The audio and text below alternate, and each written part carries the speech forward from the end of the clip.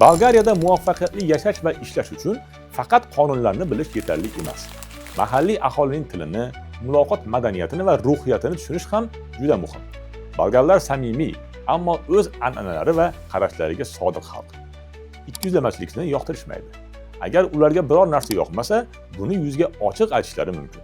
Buni qo'pollik deb emas, samimiylik deb qabul qiling.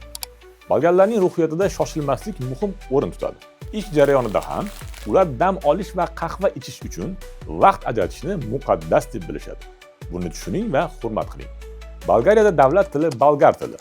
Kiril yozuvida yoziladi va rus tiliga bir muncha o'xshash, ammo o'ziga xos grammatikasi bor.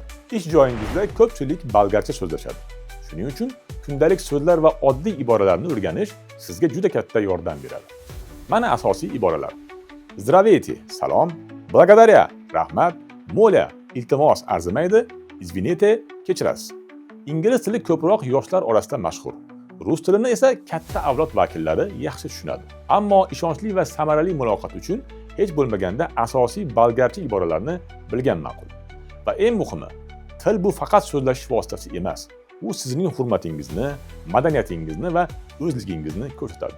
Mahalliy tilni o'rganish orqali siz bolgarlarning qalbini zabt etishingiz va haqiqiy muvaffaqiyatga erishishingiz mumkin.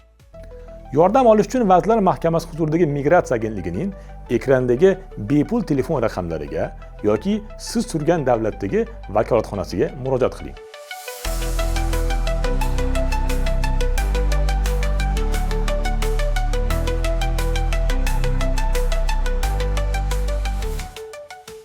Agentlik vakolatxonalari mavjud bo'lmagan xorijiy davlatlarda fuqarolarga O'zbekiston Respublikasining xorijdagi diplomatik vakolatxonalari va konsullik muassasalari orqali yordam ko'rsatiladi.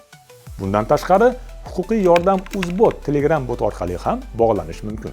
Agar O'zbekistonda bo'lsangiz, 1282 qisqa raqami yoki +99871 202 3355 raqamiga murojaat qiling.